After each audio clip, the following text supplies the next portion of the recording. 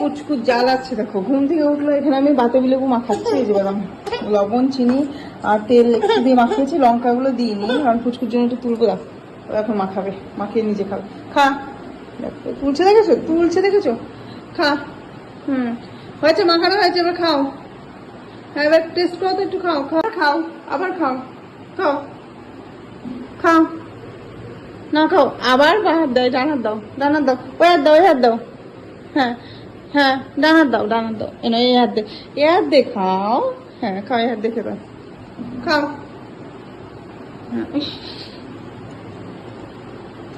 দেখি কেমন লাগছে, কেমন লাগছে, ভালো লাগছে, মিষ্টি মিষ্টি পেয়েছে যে। খাও, লঙ্কাগুলো দেবো, ওর একটু খাক তারপর লঙ্কা দেবো।